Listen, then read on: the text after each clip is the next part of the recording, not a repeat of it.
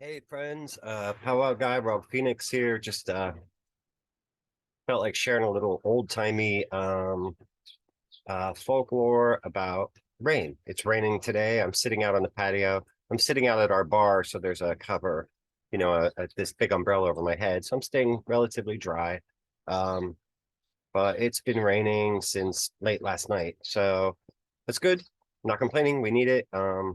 We could always use the water, especially since we planted everything yesterday in the garden. Well, mostly everything. We did have plans to do more outdoor work today, but that changed because of the rain. Um, so anyway, we knew the rain was coming. We were just kind of hoping it would hold off a little so we could get some things done today, but that was not the situation. So I just thought, let's talk a little bit about some of the things, the oldsters know about the rain, or some ways you can kind of predict when the rain's going to be. Some of the old-timey bits of folklore we have are, like if the cows are laying down in the fields, you know that rain's coming. If you have a cat and it's rolling around on its back, putting the back of its head on the floor, um, it's going to rain. One of the things you can tell, especially in the springtime, if you like, we see at one section of our patio just behind me, there's this line of ants that goes from one part of the patio to the other. And so you always just see them marching in the line. We leave them alone. But when you don't see them, that's a good indication that rain is coming. So if the ants disappear from a place you normally see them, it's probably going to rain. We have two fish ponds in our property. One doesn't have any fish in it currently, but the other one has about 12 or 14 fish. Um, they like the rain, they don't like the sunny days. So uh, they're loving this because the rain kind of makes the water all splashy. And so the fish really enjoy that. They're swimming around, running around like they're having fun. When it's hot and sunny, the fish kind of go into hiding. So if you see the fish in your pond kind of peeking out, getting ready, it looks like they're coming out to play or whatever, that means they know that rain is coming. Another thing they say is when your dog eats grass, like when you take the dog on a walk in the morning and he starts chomping on grass, that's a good indication that it's going to rain. Um, Another thing is you can watch the birds in your area. We have a lot of super high trees because we're on sort of a side of a hill in a valley, and a lot of the birds collect really high up in those trees. But when they start collecting lower in the branches,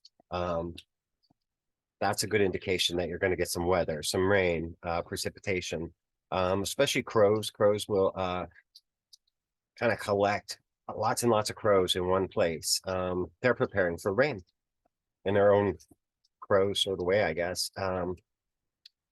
So yeah, those are some sort of some local animal indications of rain. A couple other things are like when you see the leaves turn up on the trees, then you know a storm is coming.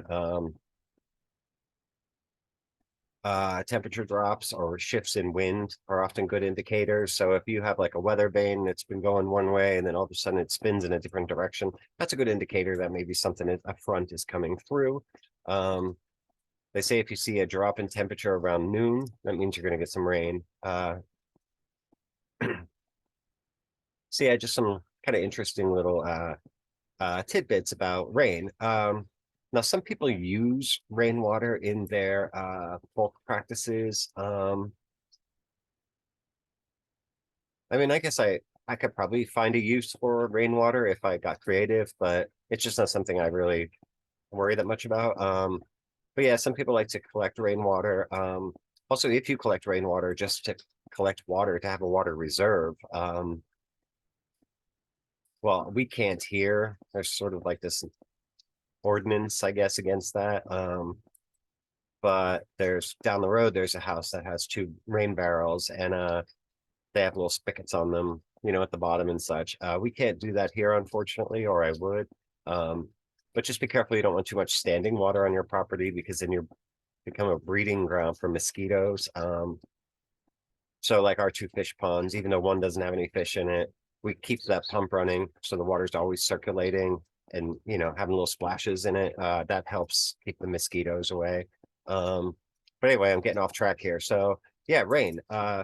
Rain can symbolically used to bless something, or cleanse something, I suppose. I put a lot of things out on my fence post, and I can see how the idea of rain, like kind of washing it clean of some kind of negative energy or something, um, could be useful. So that's a little bit about rain. I'm glad for the rain. Like I said, now you don't want to get too much of it. Our garden was already kind of muddy.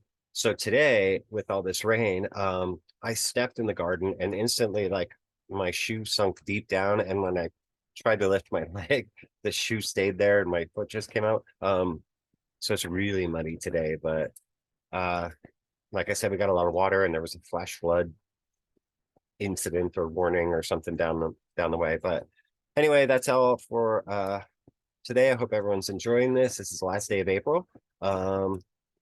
April showers bring May flowers, right? So tomorrow's May. So happy Saint Walpurgis Eve. And that's it. God bless you guys. Love you. And let's talk soon.